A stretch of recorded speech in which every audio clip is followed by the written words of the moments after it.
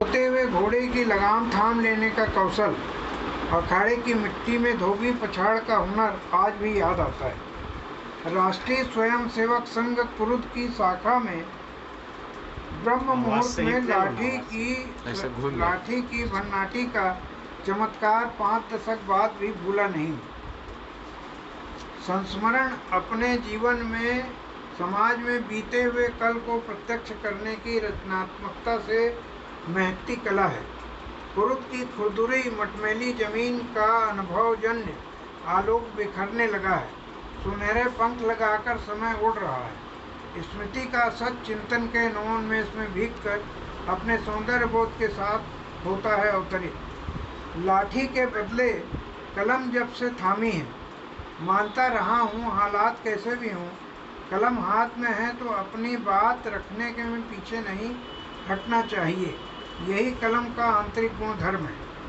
कोई मुझसे सहमत हो या ना हो, धीमे स्वर में ही सही सच ही लिखता रहा हूँ। मुक्ति बोध के शब्दों में अभिव्यक्त के खतरे उठाने ही होंगे। लिखना मेरे लिए शौक नहीं, एक जुनून है।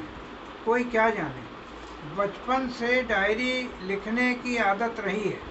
छोटे बड़े को बड़े बेतरतीब पन्नों में लिखी गई पुरानी डायरी खंगालता हूँ। जहाँ जहाँ और जिन पृष्ठों पर मुक्तिबोध विराजमान है, उन पृष्ठों को अलग करता हूँ।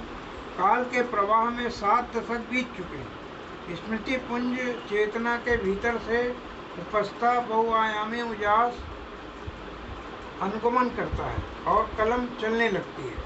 क्रमानुसार जमाकर अपनी डायरी टाइप करने का विचार शोर मचाने लगा है। कंप्यूटर पर बैठकर विचार कर रहा हूँ, डायरी को अंतिम रूप दे रहा हूँ। रायपुर 1964 दुर्गा काली। उसी समय निधन हुआ होगा हाल में। हाँ, 64 में। तो उसके पहले तक नहीं जानते थे कौन है। तो दुर्गा महाविद्यालय महोदापारा हमारे वर्तमान समय के छत्तीसगढ़ की राजधानी रायपुर कॉलेज की में एक छोटा सा सभा भवन, श्रद्धांजलि सभा, हिंदी के विद रणवीर शास्त्री और प्रसिद्ध रंगकर्मी जोगलेकर का आयोजन। 50 साल पुरानी घटना है। मैं बीकॉम प्रथम वर्ष का छात्र था। हम कॉमर्स वालों को जबरदस्ती बुलाकर बिठाया गया था। लगभग आधे घंटे तक कविता पाठ, विद्वता का प्रदर्शन, अनेक लोगों का 1 घंटे तक धुआंधार भाषण। मध्याह्न के 12 बज चुके थे। सारे विद्यार्थी श्रोता थक कर आपस में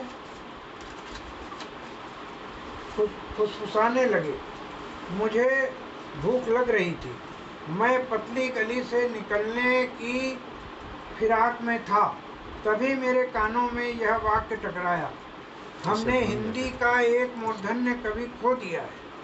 अज्ञेय द्वारा संपादित तार सप्तक 1943 के सर्वाधिक महत्वपूर्ण कवि के रूप में स्वीकृति पा चुके हैं मुक्तिबोध। सूर्यकांत त्रिपाठी निराला के बाद हिंदी के सबसे बड़े कवि हैं गजानन माधव मुक्तिबोध। यह सब सुनकर मेरा किशोर मन ठगा सा रह गया था, क्योंकि बहुत बड़े कवि के रूप में सूर्यकांत त्रिपाठी, निराला, मुकुटधर पांडे और अज्ञेय के नाम से हाई स्कूल में ही हम परिचित हो चुके थे। सितंबर 64 में उस दिन मैंने पहली बार गजानन माधव मुक्तिबोध का नाम सुना।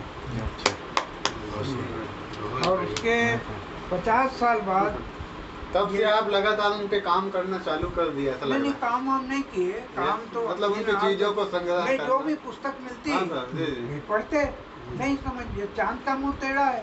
लेकिन जो आपने काल्पनिक साक्षात्कार जो लिया है उनका, वो बिना उनके साहित्य को गहरा रचनावली 3 बार पढ़ी। हाँ, उसके लिए पहाड़ पर लालटेन किसका संग्रह है? पहाड़ पर लालटेन वो उनका है, मंगलेश डबराल।